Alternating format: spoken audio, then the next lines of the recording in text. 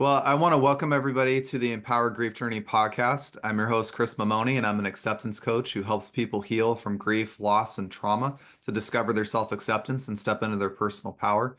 This podcast is your dedicated space for healing, growth, and transformation. Each episode shares insightful and inspirational stories, along with practical tools and actionable insights that can help guide you along your healing journey. Today, I have an awesome guest out of San Diego, California. Her name's Julie Matye. She's a trauma-informed coach and embodied processing practitioner with over 15 years of experience working with trauma survivors. Through her own healing journey, she discovered the power of body-based modalities in processing emotions and healing past wounds. Now she helps individuals and couples break free from the unhealthy patterns, navigate emotional challenges, and build deeper and more secure connections. Julie guides people towards the fulfilling life and relationships they truly desire by integrating emotional awareness, nervous system regulation, and holistic practices that easily fit into everyday life. Julie, I want to welcome you to the podcast. Hi, thank you so much, Chris, for having me. Yeah, we got talked about a few weeks ago, and you had an incredible story in a past life being a social worker and also going through your own trauma experiences of life. I'd love for you to share a little bit about your background with the listeners today. Yeah, thank you. I I'm an adoptee first. So I grew up kind of not understanding a lot of things. It was in the 80s. So it was a closed adoption.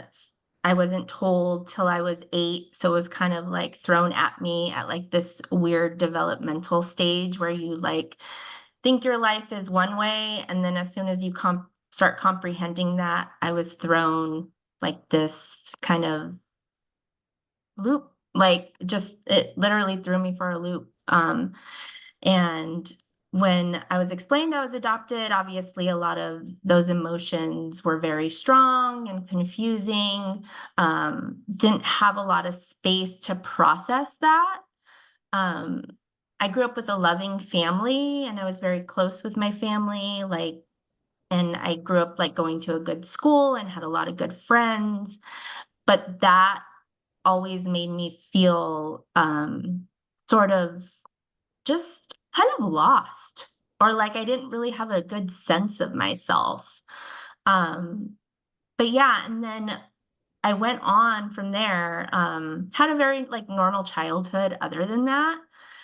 But I went on, not really realizing that I went into social work because of my own wounds and like wanting to help others and um yeah, just get through difficult times and just be there for people who, you know, maybe something happened to them and they were just having a hard time processing and they really just needed a light and like a mentor and a guide and somebody to really be like a solid foundation for them and guide them through that journey. So that was kind of my like pathway into social work, whether I knew it or not.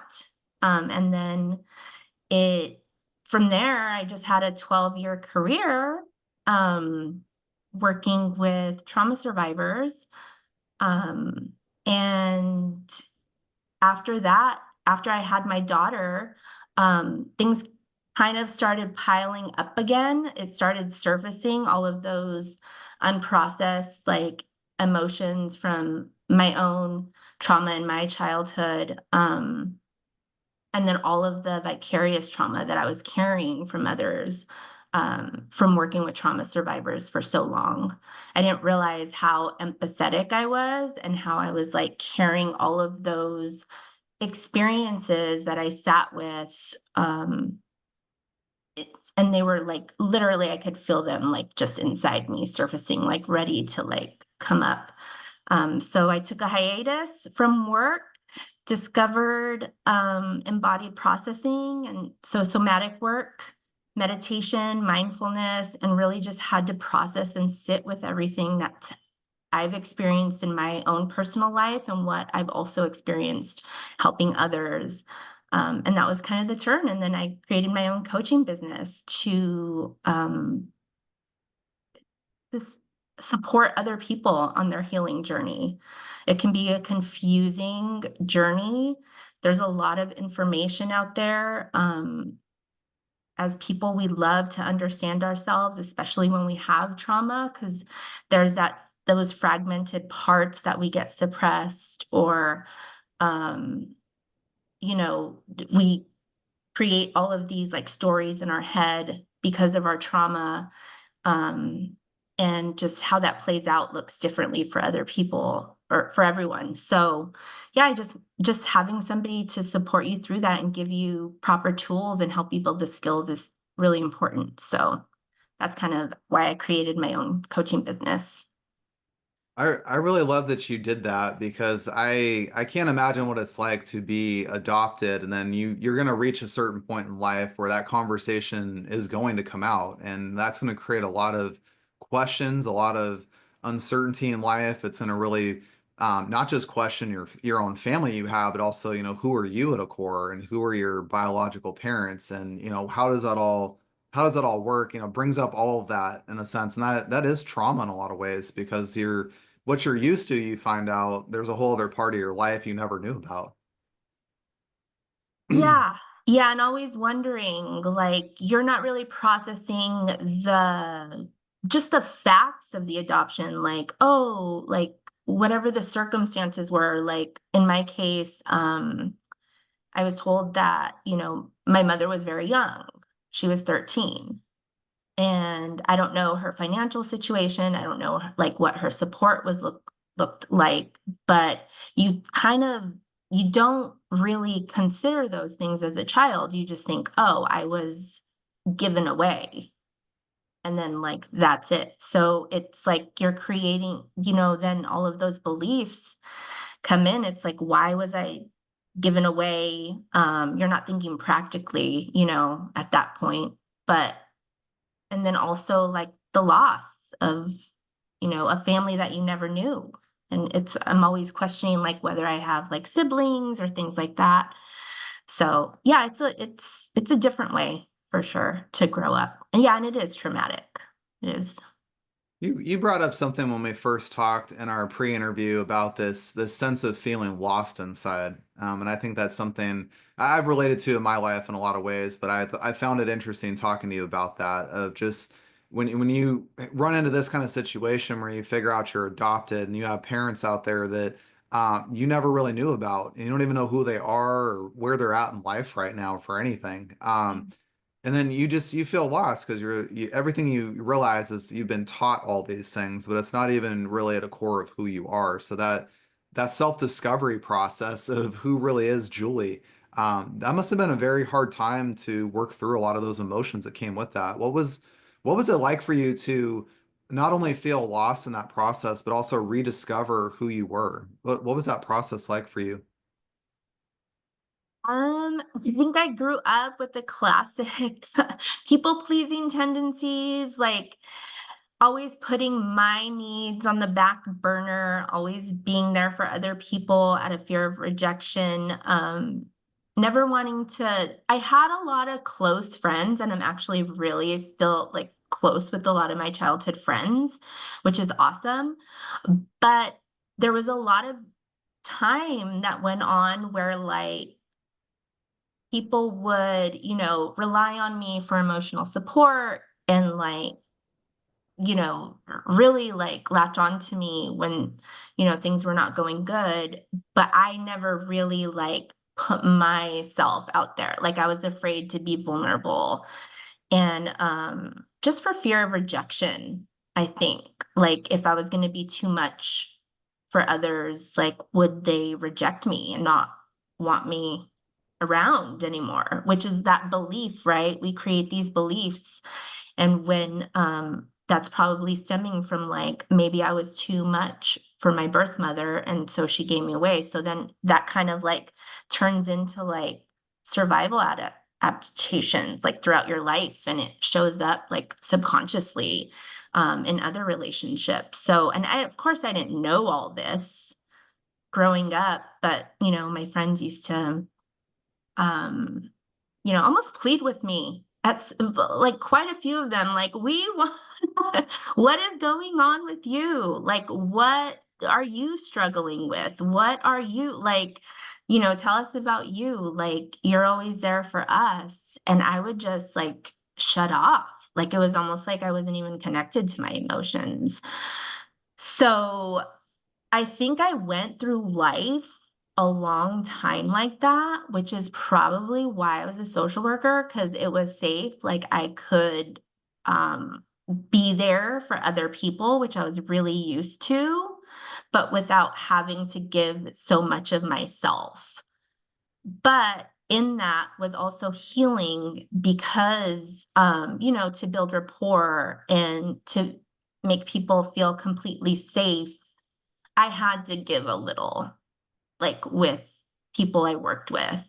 And just as much as I was there for them, I don't think they knew it, but they were also helping me on my journey. And even I didn't know that at the time when I was a social worker. And it wasn't until my daughter was born that all of these things started surfacing and I started realizing what was actually happening, like why I went into that field, that I resonated with my clients probably more than I realized, like personally. Um, and once my daughter was born, all of that stuff like started surfacing and it would just became clear that like something was happening. Like I was starting to realize things. And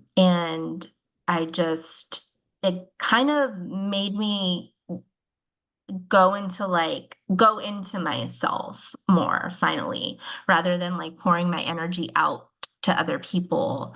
I really like came to terms with that I'm going to have to sit with some of these big things that I've been through and also sit with all of the vicarious trauma that I absorbed with helping people. And that was like a 2-year journey that I'm actually just like really getting out of.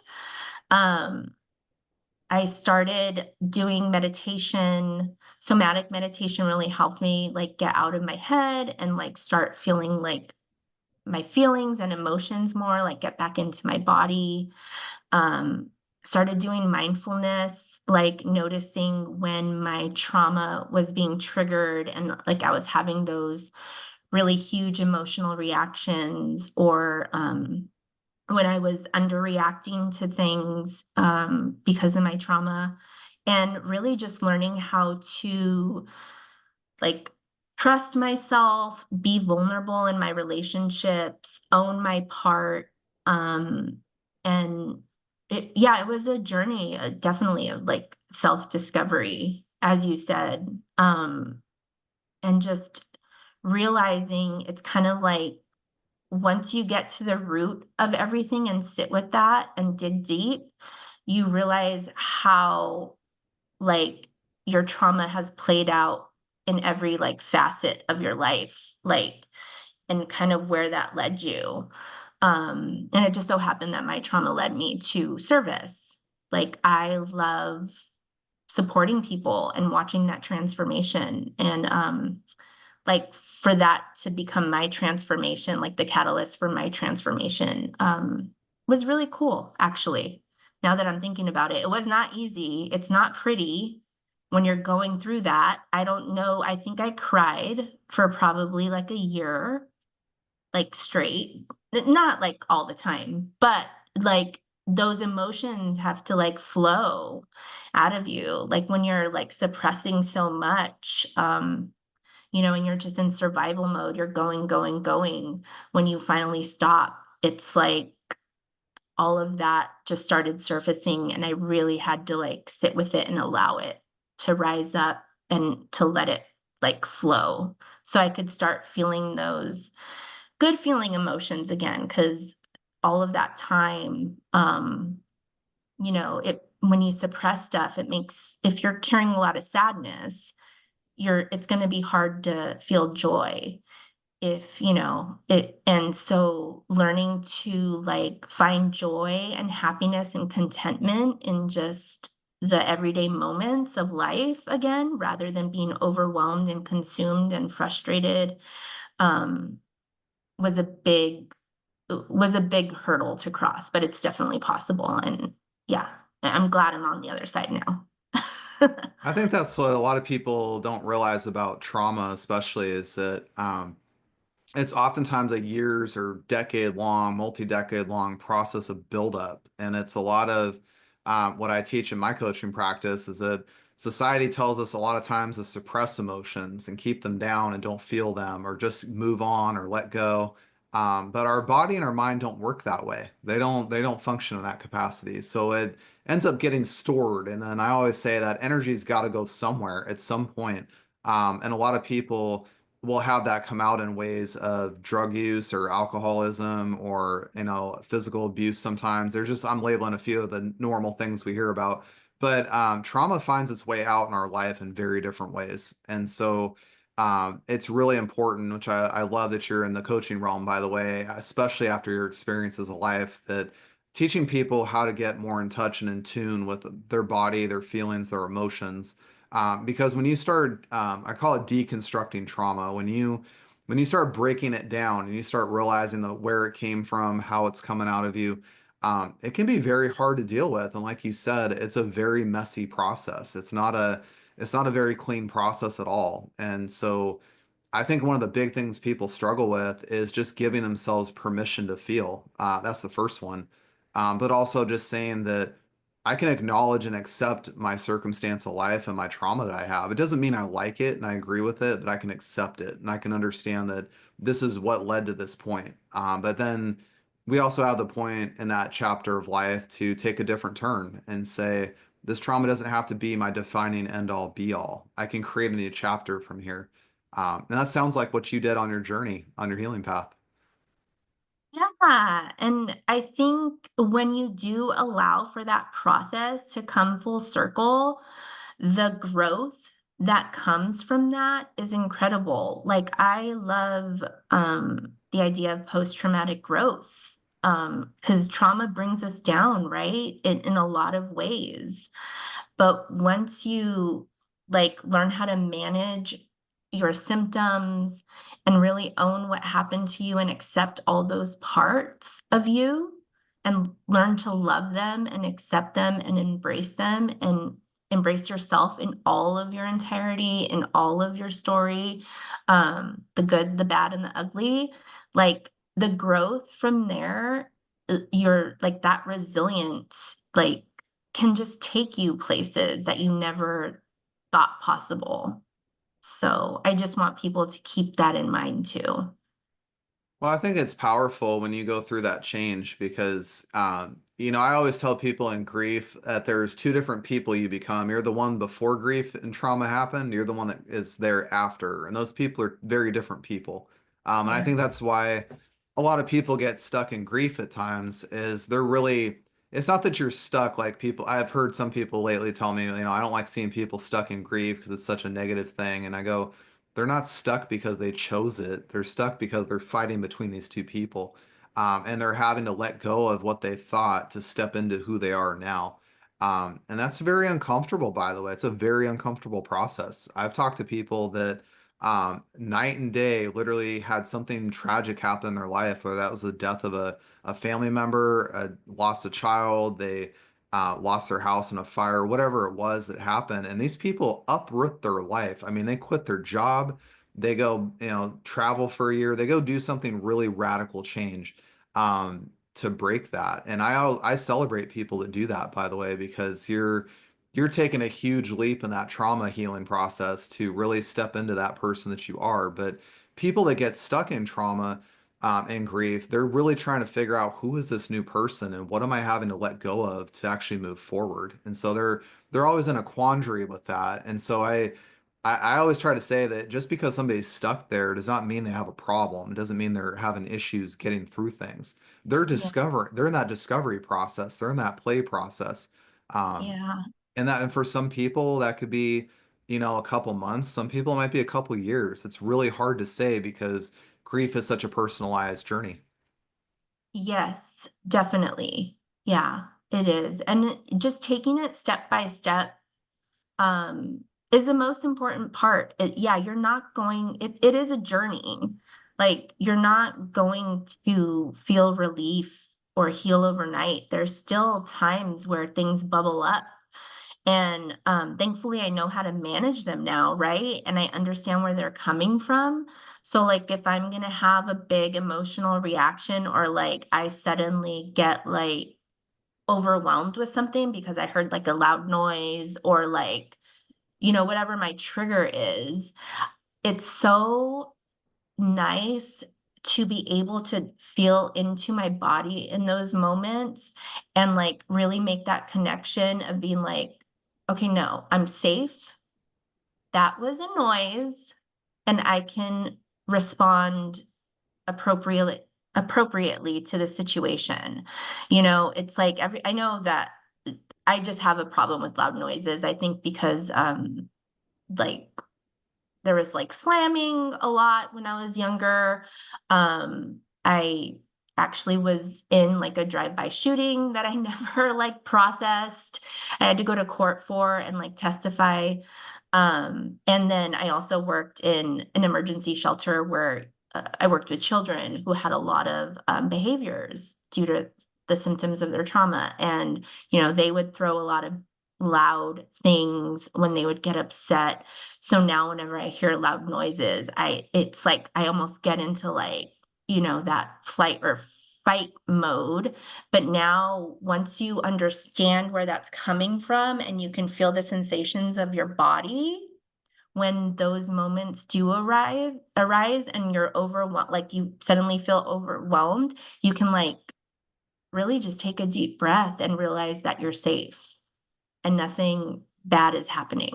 Like something just fell on the floor or something, like, you know what I mean? Like somebody closed a drawer too hard or something like that. But yeah, using like your body and your breath and making that like connection with like the thoughts in your head is super powerful. And I'm so glad I found those modalities that help support that.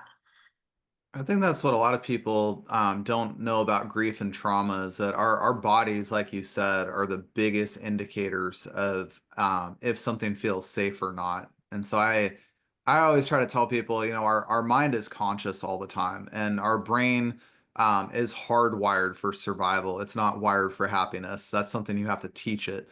Yeah. Because our brain's 2 million years old, and it's really taught to say, hey, that's not safe. Don't do that. You'll get injured. But our body at the same time is separate from the mind in a lot of ways, and our body will feel things at times that the mind won't fully understand yet. And so I share, by the way, I have sentiments with you about loud noises because I too don't like loud noises. It like bugs me. And I found out it's a lot too from my trauma because I was around people that yelled a lot. I was around people that bang and slam things all the time. And it's really upsetting to me in those moments. So I always have to tell myself when something really loud happens, I get that itch or that edge kind of thing of like what's happening, and it's crazy how my body will start to feel tense all within a split second, and then my mind all of a sudden go fight or flight. Are we safe, unsafe? Like what's going on? And it all happens so fast, and when you're not paying attention to it, it can get out of control. That's where you'll get like uncontrolled anxiety. You'll have a panic attack. Mhm. And I'm not saying, by the way, you can avoid that at all costs. You can't. It's just the way your body responds. But I try to tell people if you pay attention to your body the way that you're talking about on the podcast today, that when you start feeling things moving around your body, when your mind starts having those thoughts, paying attention to it and not reacting to it, but responding to it, you give yourself just an inch more control over those things when they happen. And that's one of the big steps I think in healing trauma is just giving yourself that 1% or that 1 inch to get your power back and say, no, I don't have to be threatened. It's okay. I'm safe. Um, Yeah, it's a big yeah. part of healing.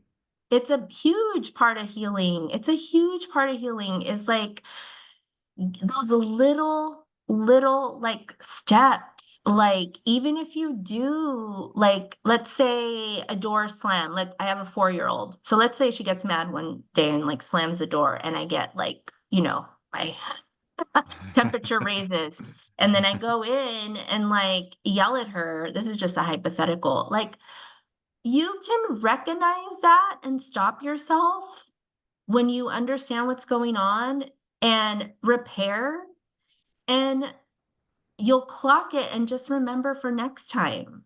Like, not the journey is not straight, it's not linear. It's like you're going to have setbacks, you're going to have like huge like awareness like happening and like strides, and then some days you're gonna like feel like you have no energy and you're just going to lay down, and it's like a roller coaster, but like the more you keep going, the more you'll be able to manage your emotions and get in touch with them, and yeah, just create new pathways. Like, and then eventually loud noises won't be so like jarring to you, or whatever your triggers are. I'm just speaking, you know, whatever it is the case for you, like your triggers, but it's a huge yeah, that little like those little things, you have to acknowledge them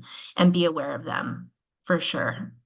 Yeah, I've shared with people that when you experience a trigger and you're just starting this process with your healing, those triggers are going to be really intense. And I'm not, just like you said, I love that you said that too, that grief, it's not linear. There's always going to be setback and raise and learn and grow. It's going to be a constant change.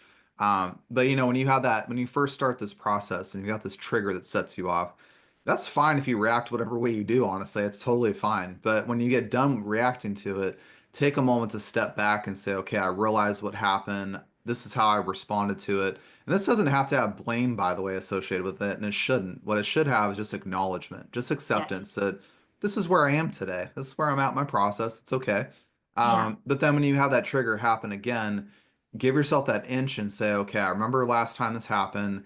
It took me like this long to figure this out, but now it's going to take me just this long. And that's okay. Yeah. And every time you build yourself up and say, I got there just a little bit faster, or even, I've had some people that I've coached get there really fast one time. And I say, hey, let's anchor that in because you really like knocked it out the park this time. So let's anchor that in. That's not to say, by the way, you might have a setback or whatever, because you will. Mhm. But it gives you that nice grounding that there was that one moment, that one time that you saw your trigger, you recognized reactiveness, and you stepped into response really quick. And I think the biggest part of those triggers is just acknowledgement of yourself and really stepping out of, blaming yourself. Because in grief, a lot of people, tend to blame people at a certain point and say, well, can't you just get over it at this point? Or can't you just move on? This happened a year ago. This happened 6 months ago. And it's like, no, because trauma lives here. And so Yeah. we have to be patient with ourselves because somebody might get it quick, somebody else is going to be 2 years down the road. So it's not really fair for us to say, well, it's been this amount of time, get over it. That's not really fair. And that does set people back, by the way, on that healing journey. So, Yeah, yeah. There are experiences. It's our life. It's our story. It's our beliefs about ourselves. It's everything. It's how we relate to ourselves. It's how we relate in relationships. So, um, it's a part of you, like for better or worse, like, and yeah, just really accepting it and not holding yourself in judgment or blame or criticism for the way you're responding is a big part of that journey of really accepting yourself and where you're at, like on it. So yeah, definitely. that's the thing a lot of grievers I wish would understand is self-acceptance is a huge part of your healing process. And I share it a lot because on my own grief journey, I never got that. I got the opposite. I got told what to do, how to think, how to heal. And that was very damaging in a lot of ways. And so one day I always tell people this, give yourself permission. Just give yourself permission. Nobody else needs to give it to you. Give yourself Yes. permission and, Mhm. and just say, this is who I am today, and I'm not okay today. That's okay. I'm working through these things the best way that I know how right now with the knowledge and skills and tools I have right here, right now. This is the best I can do. Yeah. Um, and when you do that, by the way, it takes all that pressure off, takes all that expectation off.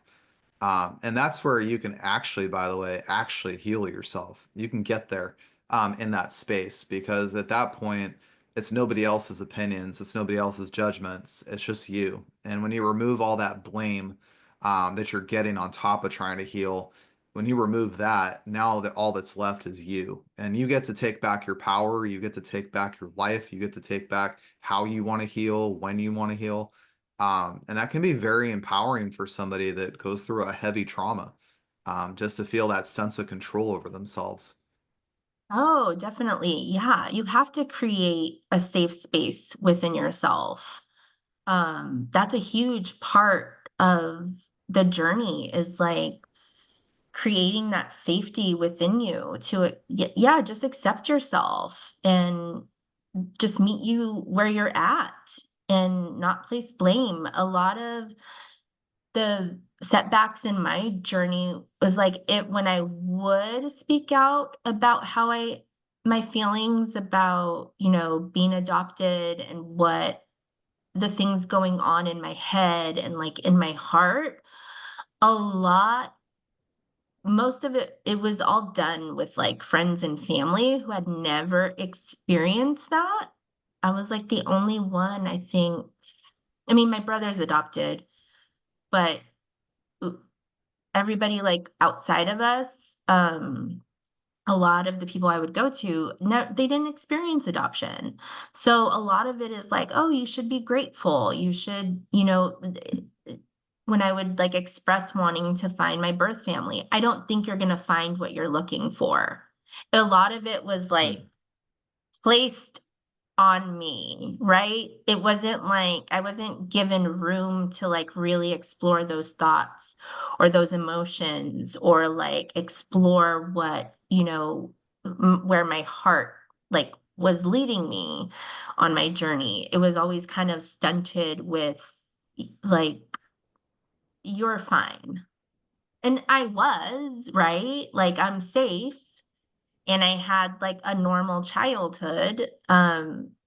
Like everything else was normal, but there was that missing piece. And I don't think a lot of people that have never like dealt with certain traumas, like they're not going to be able to relate or like be there for you in the way that you need them to. So I think that's important too, is like getting someone that will validate your feelings, explore those with you, and just like acknowledge and create that safe space for you if if that's helpful for you too. I think that's a big part of it. Well, because I think like what you said there was really powerful about your journey is that I always say grief is grief has a lot to do with your heart. It's less to do up here. It's really where your heart is going to guide you. And like you said about I want to go find my birth parents, just generally curious. Well, that's coming from a deeper place in the conscious mind. And that's where, when you get told, well, you're not going to find what you're looking for. Well, that's automatically dismissive of where your feelings are and what that need is to satisfy that. That's not to say, by the way, that you're going to find your birth parents and everything's going to work out just fine and it's going to be this perfect little thing. It's not to say that. It's just to say, I'm genuinely curious. I want to know what's on the other side of that. Um, I can share with you a little bit. I can only like relate this to my own life. I have never met my father to this day. I've never talked to Mhm. him. I've never had a card from him. Oh, wow. My mom divorced him when I was a tiny little baby, like months old. So I have this big gaping thing in my life, similar to people who are adopted, that we have this person that we were created from that we don't even know who they are. We know nothing about them. And we also, by the way, are oftentimes fed a story by one part of that union that created Yeah. us. And so now we have a biased view on top of somebody saying we're not going to get what we were looking for and that to go after and find that person. And so Yeah. that can be very much like, put us in this place of being lost, like you said earlier in the podcast. We're lost because we're doubting ourselves. Now we're saying, Mhm. well, is it worth it? Is this going to be okay? Am I going to have negative feelings by going out and looking for this person? How am I going to feel after? You end up in this quandary stuck in your head. And that's where the conscious mind took over, is when you get stuck and lost, you're up here. But Yeah. your heart never lies. It tells you this is the direction you're supposed to go. And even if that doesn't work out, even if you found out, even if I found out my dad wasn't a great person for whatever reason, he made mistakes, he lived his life. That doesn't necessarily mean that me searching that out was a bad thing. It doesn't mean that. Yeah. It just means that, just like you finding your biological parents, that doesn't mean that something was wrong with that. It doesn't mean you're wrong to think that. It just meant that you discovered that that's where you came from. Those are the people Yeah. that created you. And at that point, by the way, you still have a choice in your life, right? You still have a decision, um, Yeah. to say, okay, well, if they're very loving and endearing and people I align with and I can have a relationship, I'll work towards that. But if it's people that aren't aligned with me, Yeah. that are not going to bring positive things into my life, for lack of a better term, then I also don't have to have them in my life. I can say it was nice to meet you and I'm glad I've solved this part of my life, but I'm going to move on my path and that's okay. Yes, definitely.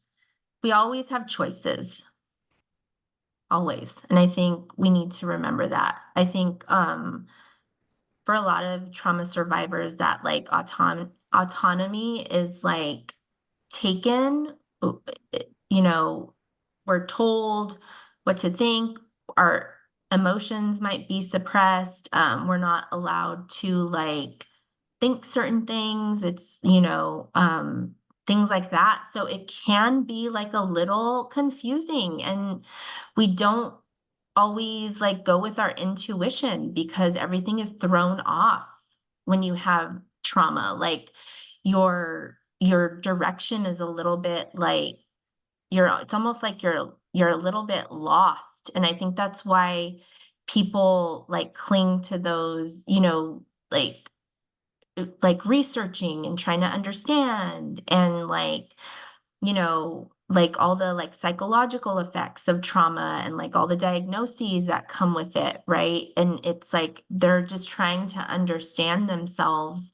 But it's really like coming back into yourself that's going to help you and like processing everything um that you went through in a very healthy way and very accepting. Like you said, not like judgmental, not blaming, not criticism, but um, just with a more compassionate view for yourself. I think that's really important to remember is to have compassion for yourself. Yeah, because I think a lot of, at least the people I've worked with in the trauma space, I've heard this question come up a lot, and I'm curious to get your feedback on it. The biggest question I hear all the time is, why did this happen to me? Why did this have to be this way for me?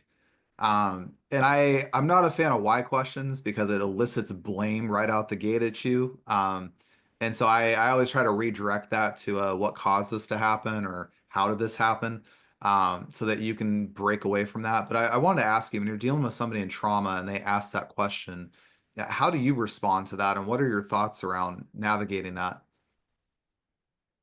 I've never had anybody ask me that. I don't think. Not that I can recall.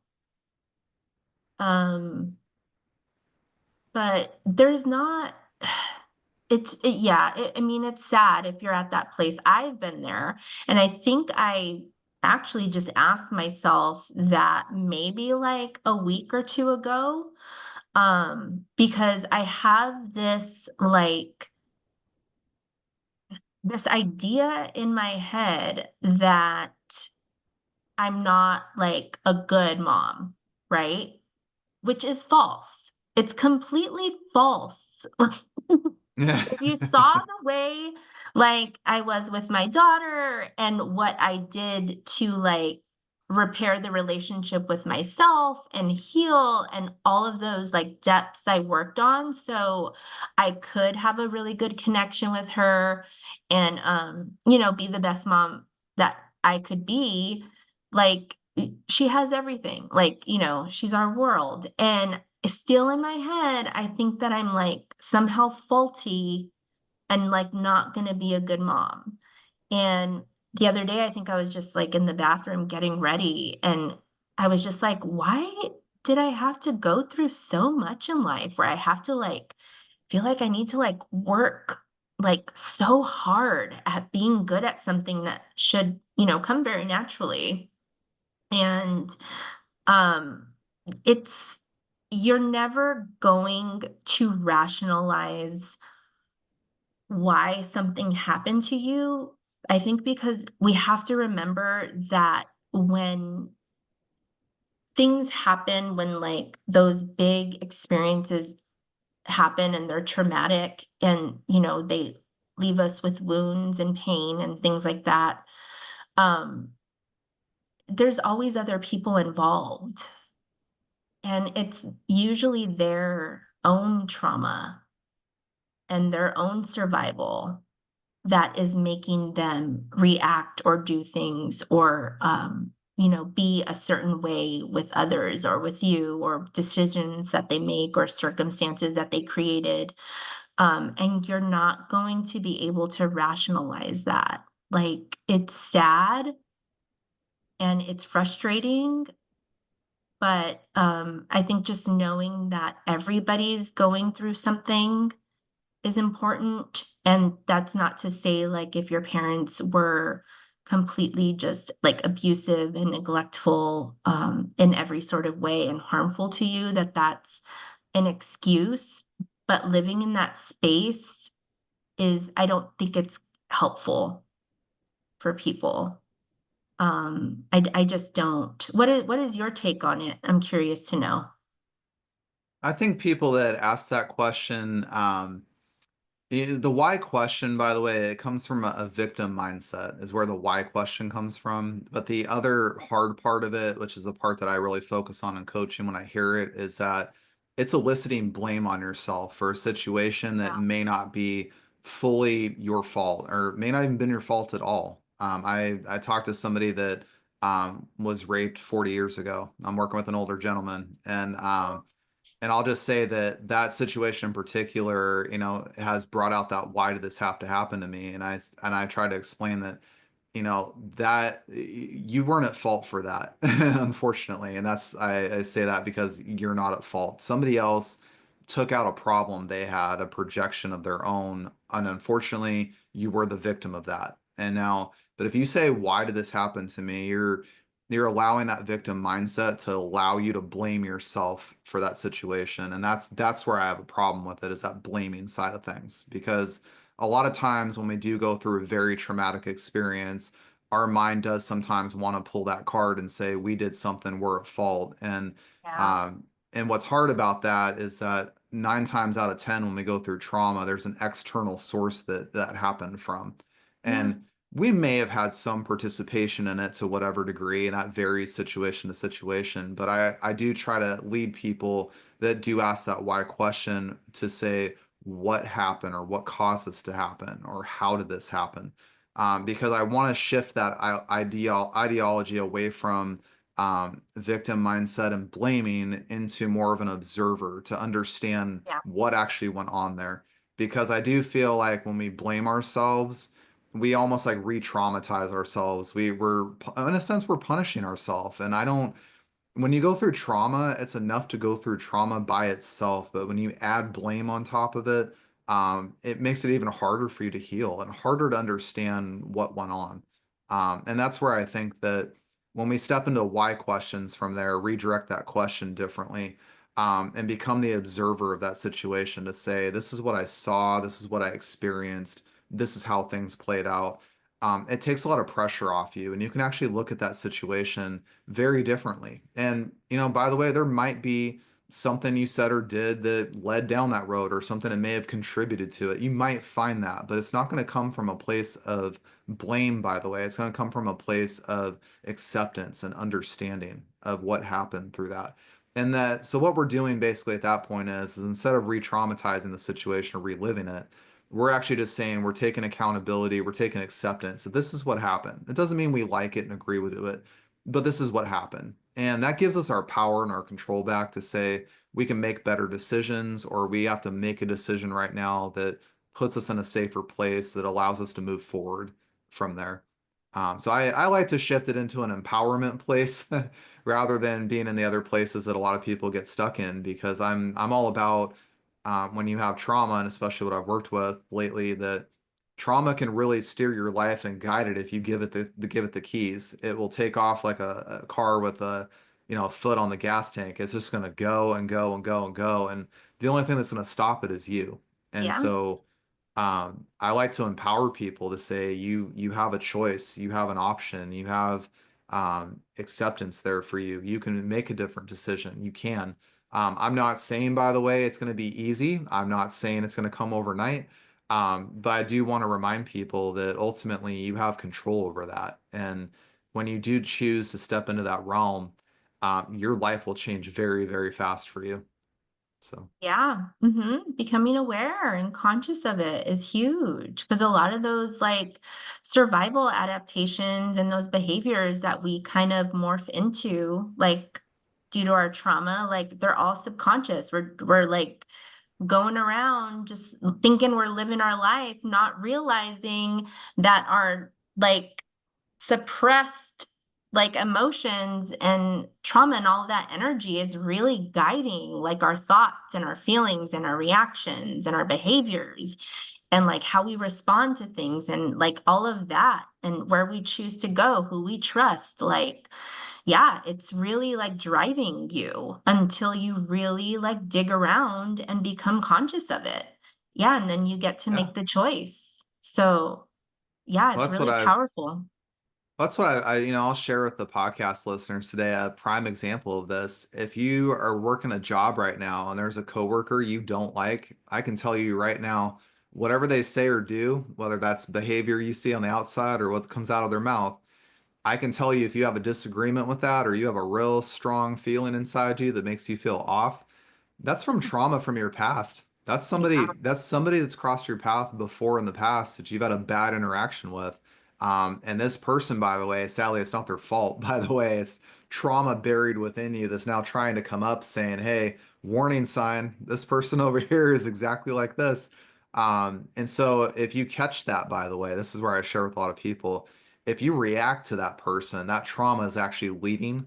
Whereas if you Yeah. respond to it, and you say, okay, I know that I think this way because of this thing over here. I don't have to. And you take your power back. That's really taking the keys away from your trauma and saying, no, I'm no longer letting you steer the ship. I'm steering the ship. Yeah. And I don't have to carry that forward. So Yeah. I like to give that powerful example that, just kind of like you said, there's experiences we have in life every day that we might get upset or triggered or bothered by something. And oftentimes that's our past trauma coming up, trying to take over the ship and steer us into the iceberg. So we have to always be conscious of that and aware in our healing process, and give ourselves space, give ourselves acceptance, to take back our control in that moment, so that we can actually take over and steer and heal. Yeah, definitely. I know it sounds so like foo-foo and easy and woo-woo, whatever you want to call it, but mindfulness, like, and just becoming aware, like, is really the key to healing your trauma because you're like reacting all the time, right? So you want to be mindful of what's triggering you and why. I think a lot of people, it's like therapy's fine. If you need to talk to really need to talk to somebody and get all of this out and really kind of, dig around with somebody who can give you feedback and mirror and all of those good things, like help you make sense of stuff when you're in your head too much, by all means, go to therapy. But that it's really in our everyday like interactions, making those connections where the healing actually happens. It's being mindful of like what you're doing and like how you're responding to things and why and like it's all of those. It's just being aware of yourself and like what's taking you, into like a dark place or a negative space or, all of those like and just really like working through those things and honoring them when they do arise, but then also like moving forward and just integrating like healing into your life not just, going to therapy once a week or once every 2 weeks and to talk about it. It really has to become a part of your everyday lifestyle healing. And I'm not saying to consume you, where you're like reading self-help books and, trying to understand and pick yourself apart and all of that. It's really just like being mindful of how you feel, how you're reacting, how you're interacting with people, like, your mood, your attitude. It's like all of that stuff. Just be mindful of where those, like, that energy is coming from. Yeah, and just start to make shifts, like little shifts here and there, and then eventually, like, it'll just be waves that randomly come. It won't be as intense, like you said. It's possible, and everybody can do it. So I just want people to Yeah. remember that. Well, I think another big one and grief and trauma, by the way, it's been a real hard road for me to learn these things, but as I've been learning it, I like to share it with people is setting boundaries and setting expectations with people can be a very big part of your healing process because a lot of us don't know it, we don't know it consciously, but subconsciously, there's a big extent of a lot of people that are very people pleasing. And so we tend to tolerate and allow a lot of behavior that is actually harmful and toxic Yeah. in our life, and we make excuses for it a lot because we don't want to ruffle feathers. But what really Yeah. happens behind that is that you start taking it all on, and eventually it's going to get to a place where it gets to that breaking point, as I like to call it, a tipping point, where somebody is going to make an errant comment that's going to hit you really deep, and then it blows up into something huge. And I Yes. call that, that's why I tell people don't repress feelings and emotions. They are there to warn you. They're there to say, hey, pay attention to this. Because when you suppress them, I call it the bomb because it's going to come out and it's going to be years worth of I tolerated and allowed all of this, and now it's all getting Yes. dumped on someone I know. because I didn't give myself space or I didn't set boundaries to say I don't tolerate these things. Yeah. I wanted to get your take on that as far as trauma work and trauma healing. What are your thoughts about setting boundaries in that process to help you heal? Oh, that's hard. Boundaries are hard and nobody likes them. It makes you feel uncomfortable. Some people walk away and they don't like the boundaries you're setting. I had to put boundaries up with people that I love, still love. But they played into a big part of me, of my trauma and like prolonging my healing process. And, in a lot of ways, I was the family scapegoat for a lot of issues that like just our like family had. And so when I finally decided that I did not like playing that part anymore, a lot of people like fell out of my life, and that was not easy at all, because I had already felt abandoned, right, by my birth family and had all of those issues and challenges. And then to have it happen again when I'm finally like asking for, just some more respect or more space for my version of things or my perspective to be heard. Um, yeah, that was met with what I feared, right? That rejection. Yeah, not great. So a lot of tears, a lot of confiding in my husband, confiding in my friends that, do understand me. Like I said, I have a lot of long-term friends. So just, going to them like for support, just to hold space for me and hug me and, things like that. And remembering that there are a lot of people that show up for me. Um, but yeah, boundaries are not easy because some people will accept them, um, and some people won't. And that's scary. But it's important to hold those because you're being true to yourself. And that's a big part of the healing journey, right? Is being true to yourself and what you need and honoring that. Because for lot of years, all of those things are suppressed. Um, but you get through it, and I believe everything comes full circle. And if people are meant to come back in your life, they will. And you just have to remember you're taking everything one day at a time. Like it, it's just step. And when big feelings arise, again, you sit and honor them without judgment, without blame, without criticism. You let them flow. You realize where they're coming from. You grieve what you have to. And then, you have to go on with your day and honoring that, but also honoring that you're still like, living a very fulfilling life in other ways. Like you have to create fulfillment and nourish yourself and do things you love and all of that good stuff. So, yeah, I know that was a little bit of a tangent, but boundaries are so hard. They're very So, hard, but I've learned myself that they're very important because like I said about being a people pleaser, and I was one of those for many years. I will say that, and it caused a lot of havoc in my life being a people pleaser. Funny yeah, story. When you set boundaries too, by the way, one of the things that has been so powerful in my life, setting boundaries, I've actually started attracting the right people in my yeah, life. And when I say the word right people, by the way, I want to preface for people listening, that means people that are aligned with my values, people that are aligned with my perspective of things, people that share the same thoughts and belief systems I do, people that challenge me a certain way that I like and appreciate.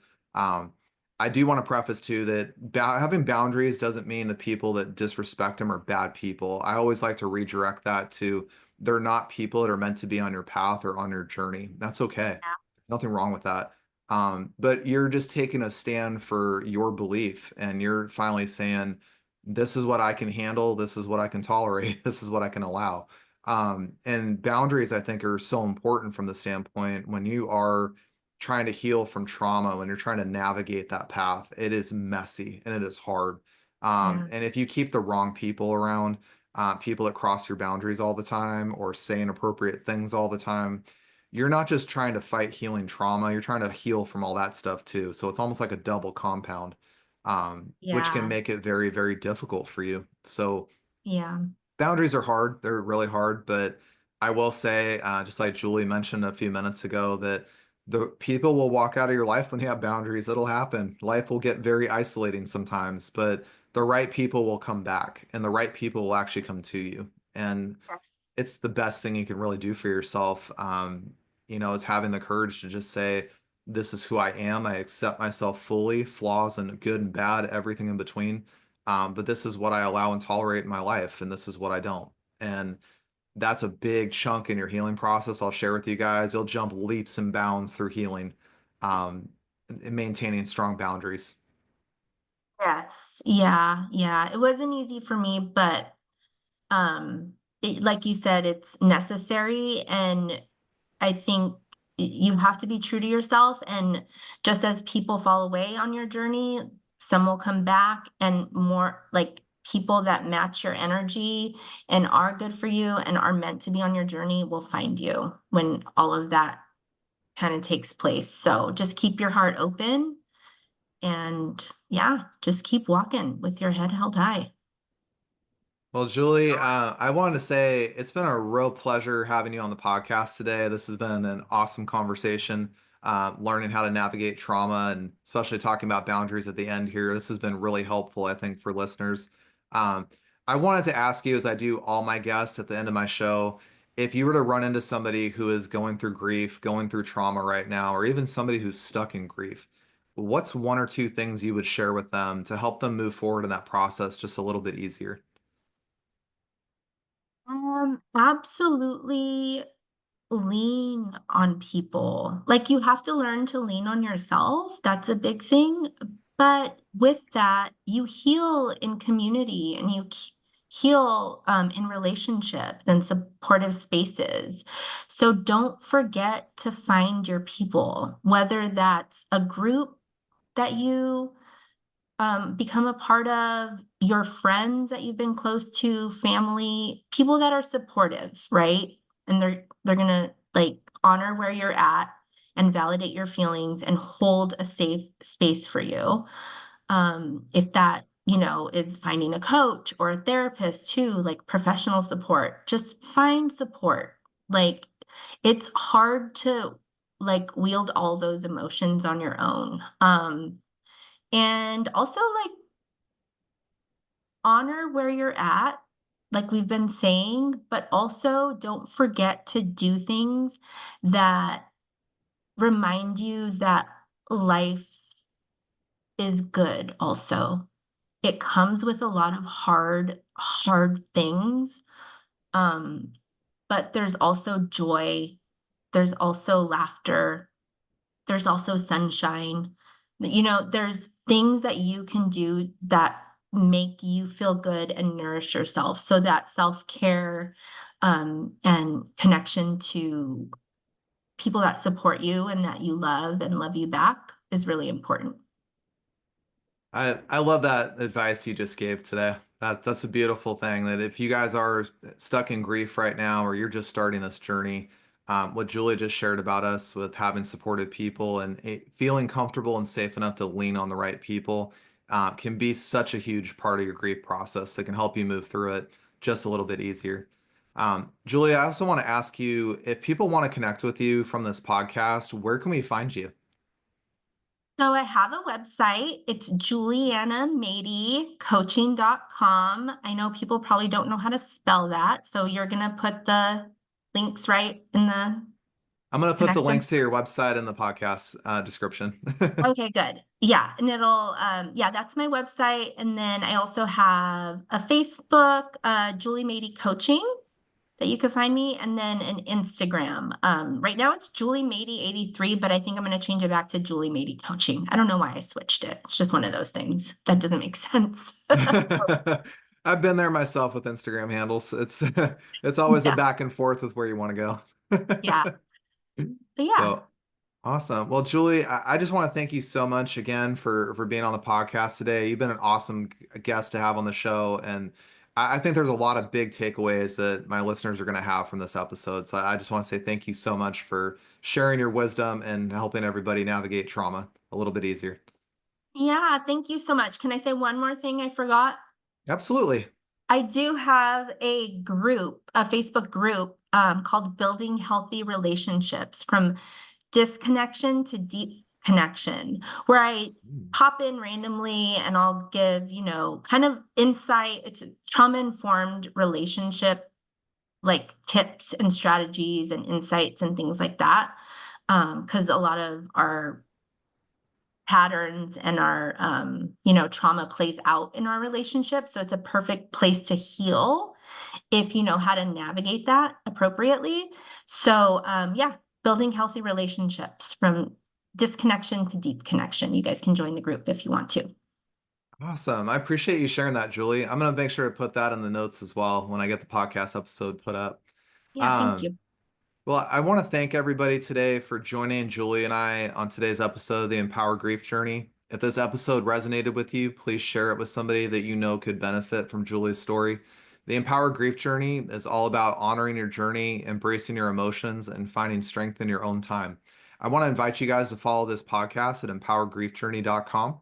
You're never alone on this journey, and together we can navigate grief with courage and compassion. Until next time, be kind to yourself and take your grief journey one step at a time.